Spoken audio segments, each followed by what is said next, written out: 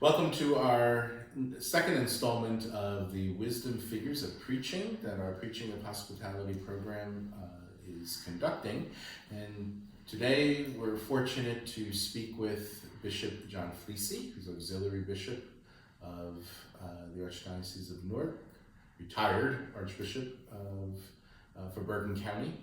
And my experience with Bishop Flesey, he was my rector, my first spiritual director, and just listening to him as a preacher, you will know why he is, for us, a wisdom figure of preaching. So we'd like to hear a little bit about Bishop Flesey and explain a little bit about his background, where he comes from, and how he got to the step of bishop here. So Bishop Flesey, good to be with you this morning. Thank you. Glad to be here. I know you're a Jersey City boy. Yes. What was your parish in Jersey City? St. Aidan's in Jersey City, which was quite a beautiful building to this very day. Yeah, There's one amusing thing in there. They have, I think it was built when they thought it was going to be the residence for a bishop for a diocese that might have been Hudson County. Mm-hmm. Right? So they built a bishop's chair there. If you go look at the altar to the left is a marble bishop's chair. And the rules were that nobody could sit in there unless they were a bishop. Right? So one time in the 4th grade, we were doing something in the school, and we went in the church, we went over to the school, and the principal stopped me.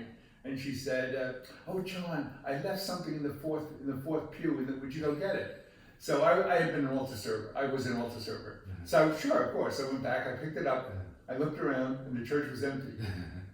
So I looked up at the bishop's chair, and I walked slowly up, I looked all over, and I said, "Let me see how it feels." And I sat in that chair for about 4 seconds, right? Then I went back and I handed it to her, and I forgot about it until I went to say my first mass there as the bishop.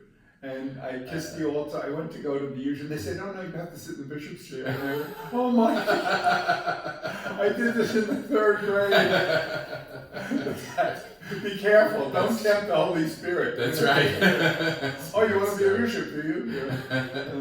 That's a great story. So anyway, and then I went to St. Peter's Prep and college. There was something that happened in the Prep. They had during May, they would have everybody write a story about the Blessed Mother, and then they would pick a few of these, and they would ask you to give that talk. But the talk they would give it as a talk.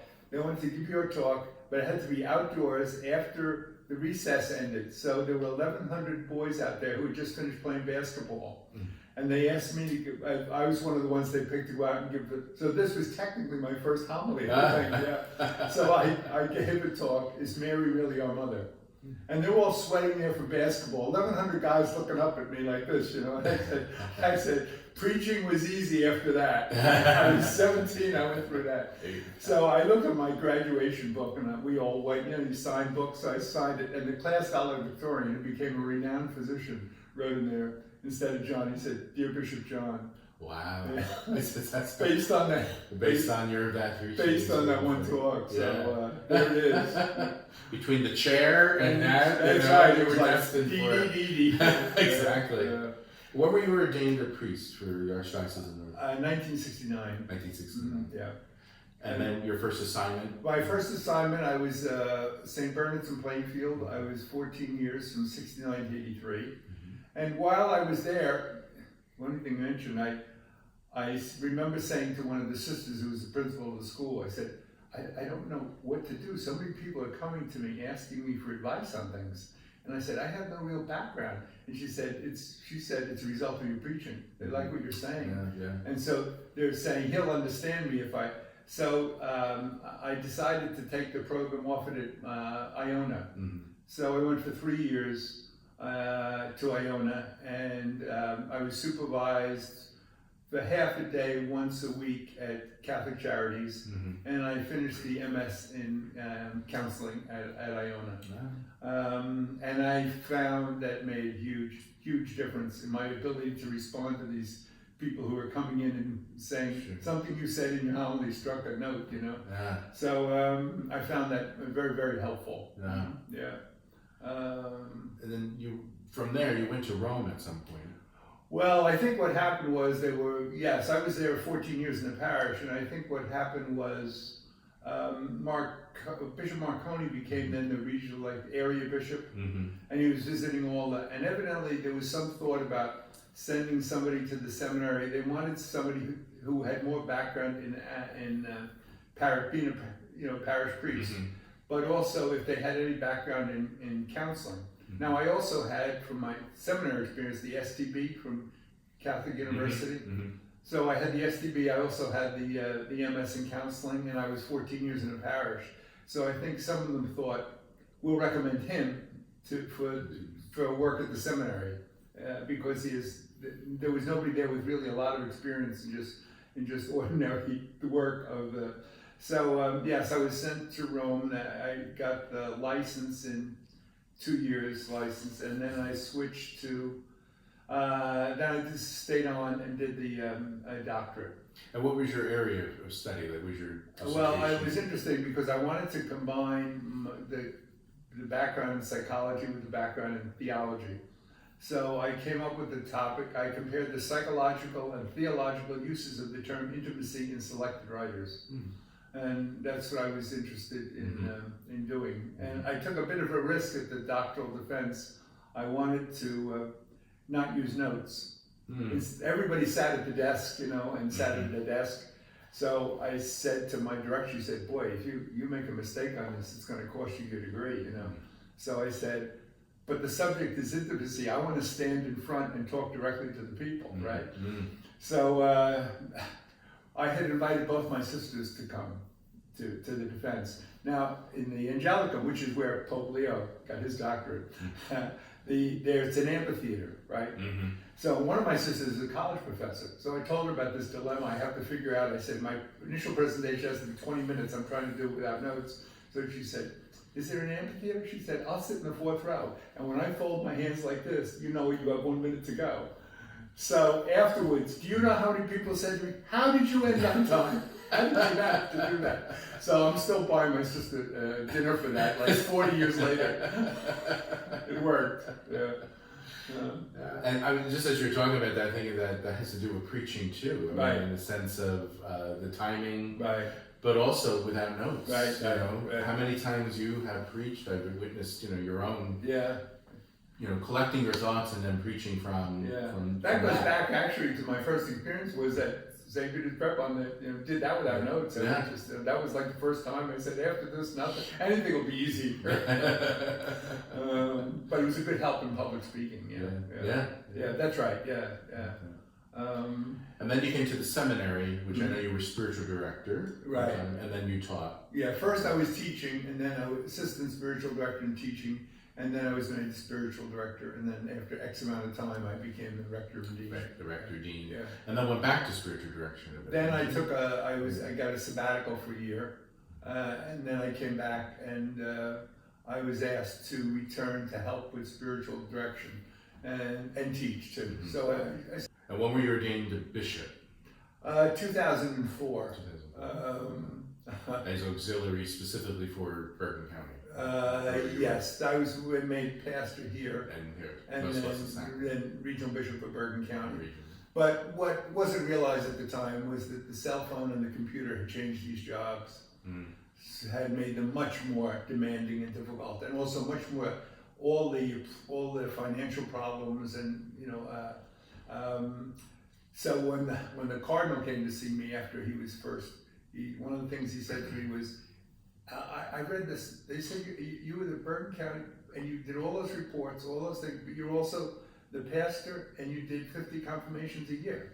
He said, that's not possible. I said, that's the way it seemed at the time, but it wasn't. He said, that'll never happen again. I'll never make a regional bishop a pastor. Yeah. And you were pastor for how long? 14 years. 14 years. Yeah. And then 14 years at St. Bernard. 14 that's years.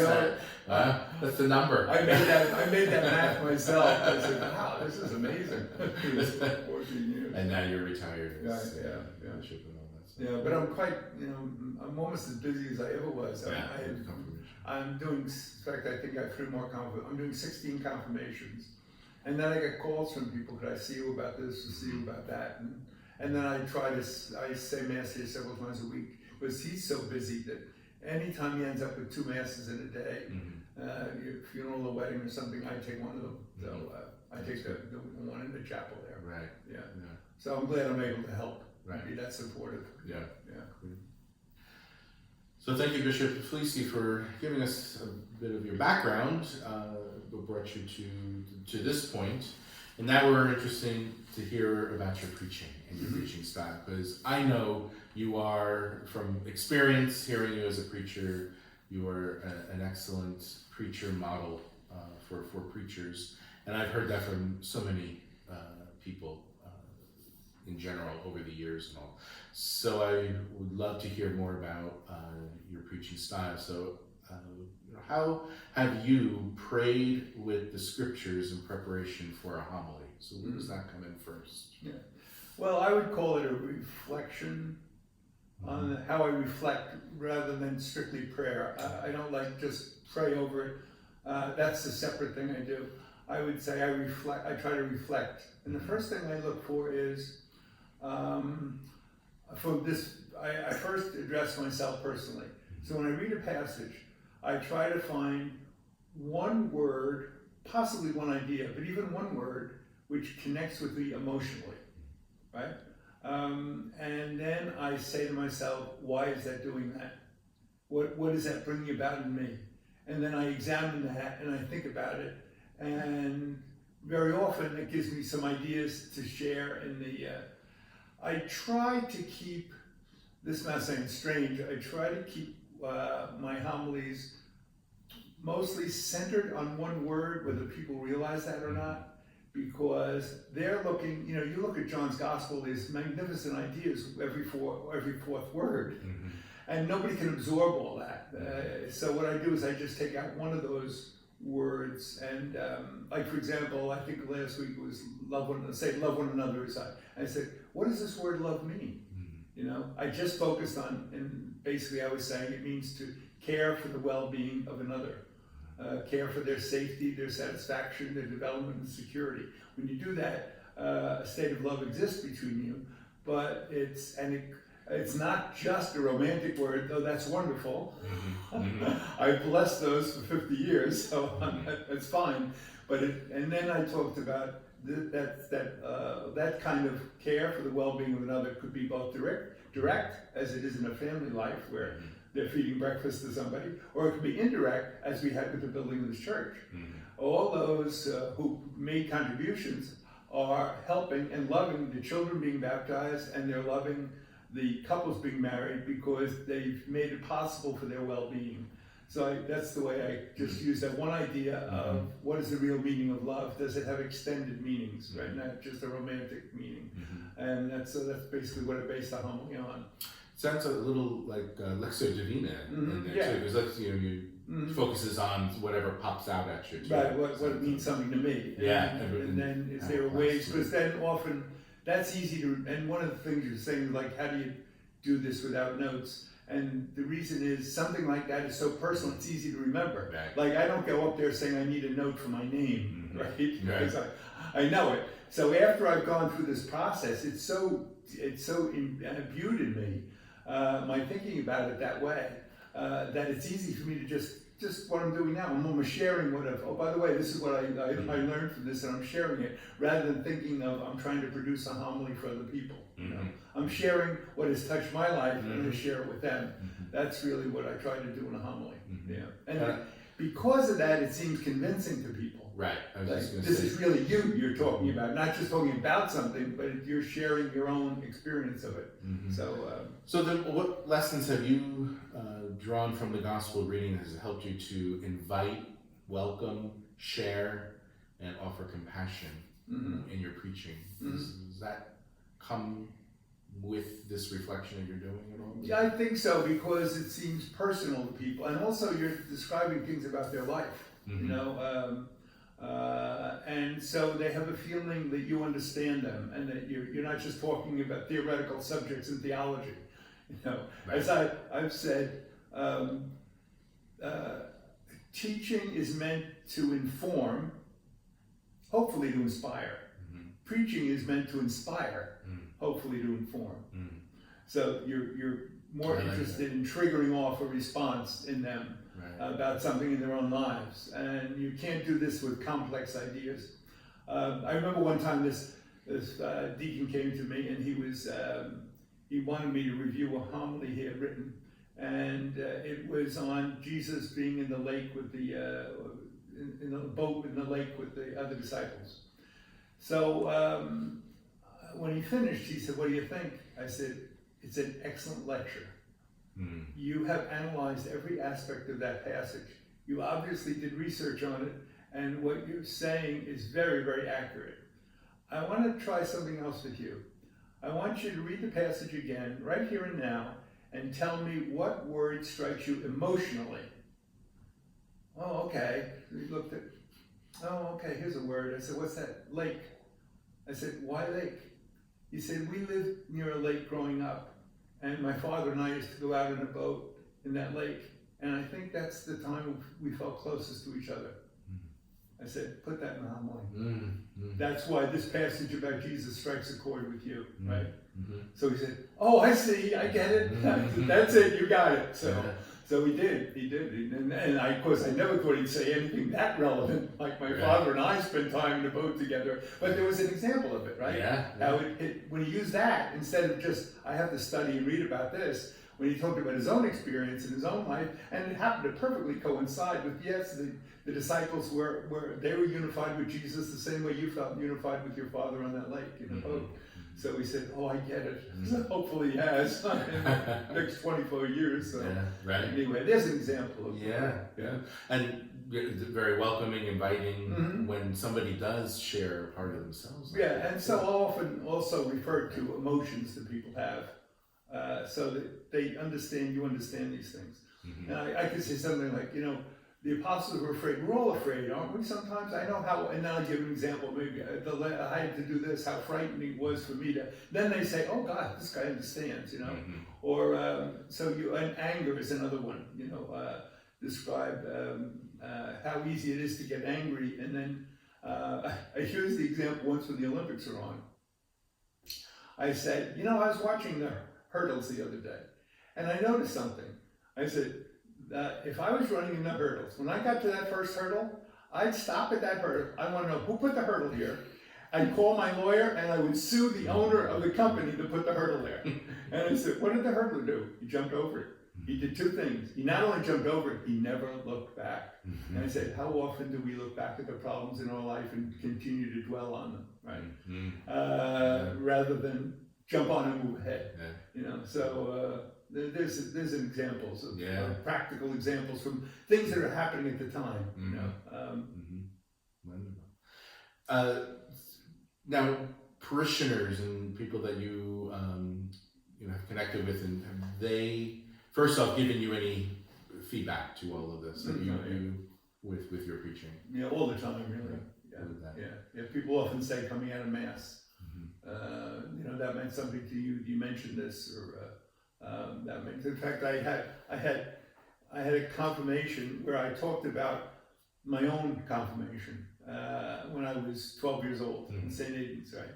And I said, I never forgot. I said I was 12, and my cousin, I thought he was quite old. He was 20. He was my sponsor. And I said, I remember as Archbishop Boland came and put the oil on, just as he did that, I said, my cousin Jimmy squeezed my shoulder. I said, I never forgot that squeeze, right? And I think it was 35 years later, I flew out to Los Angeles to baptize his grandson. And the parents who asked me to come, because I had married them, they asked me to come. They said, wow, we can't believe you made this trip. And they, all this way, we're thrilled that you did, but we can't believe you do it. And I said, well, it's a thank you. Thank you to whom? And I put my hand on my, because it's a thank you for the squeeze you gave me, which meant we're behind you all the way. And so that I told that story in a confirmation. So I got this note back from, just a note to let you know, I was so impressed with your ability to captivate the children and adults at the May 30 confirmation. You really related to the audience. I love the Cousin Jimmy story. Great job. Sincerely, Mary. Wow. So, You can see, because it's an image they can easily remember, Yeah. you know, and they all have cousins and uncles, and, Mm-hmm. and several people told me after that they squeezed it. So it's if you give a simple illustration that's part of everyday life, Right. that shows, first of all, shows you understand that it's your part of it too, that I didn't just descend from heaven as a bishop, you know, that these things are all part of your life too. I think when they sense that that's real. I remember one of the first things in the counseling program he said in the class was, and this was very helpful with regard to, he said, when people come to you, you feel the need to help them solve their problem. But he said the first problem they have is needing to feel understood. So your first task is not to solve their problem and give them a solution. It's to show them that you understand what they're going through. And he said, 50% of the time, if they feel you understand, they'll solve the problem themselves. Because the isolation is no longer there. Right. Yeah. And I had a gentleman come who was quite ill.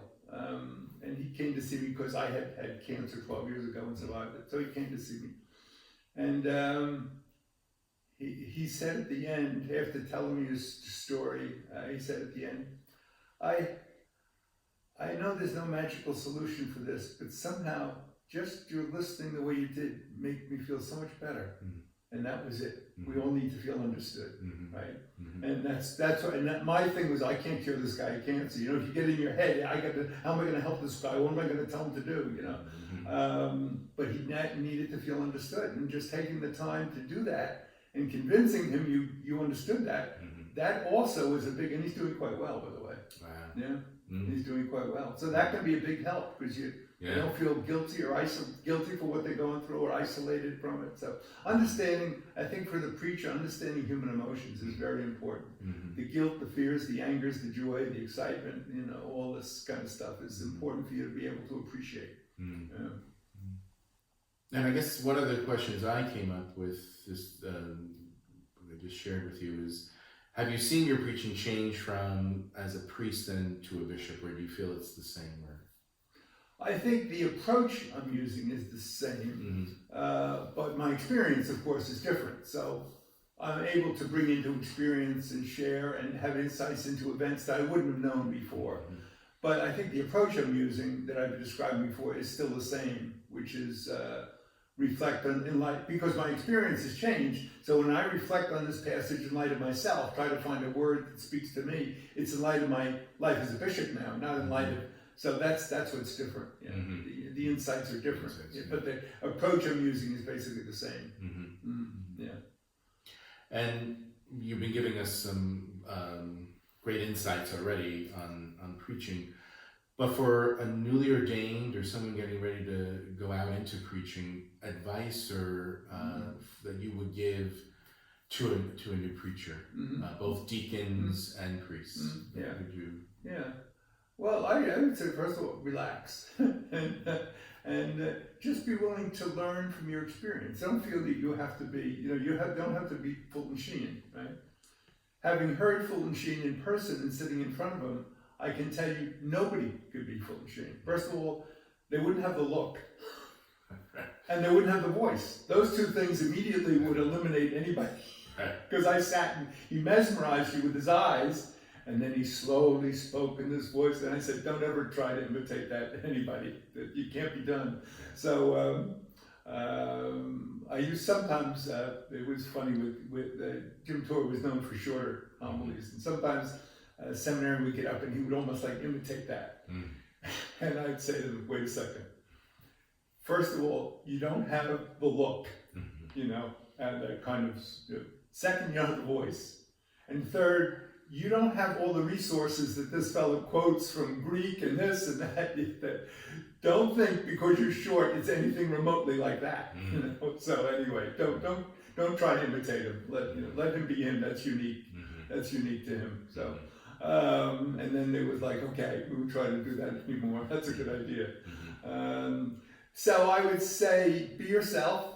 Be willing to learn from your experience, and and if you have people you get to know who could give you some, like, what do you think about, is any feedback on what approach I'm using or the things I'm saying? I didn't hesitate to do that too. Say to somebody, was that helpful? Do you think this was helpful, this approach? And they'd say, well, it really, that one time when you mentioned, and then I'd know, what was more helpful than another. So be patient with yourself and learn, but be willing to learn from the process. I think that's the be willing to learn. You don't have to know it all in the beginning, So it's been a wonderful speaking to you about preaching and your preaching insights. So we thank you for all the work you've been doing for the church. Thank you. For your preaching that continues on. You continue to inspire people. So thank you for taking time to speak with us. You're welcome. It's a privilege. Wisdom here. It was a privilege. Thank you. Thank you.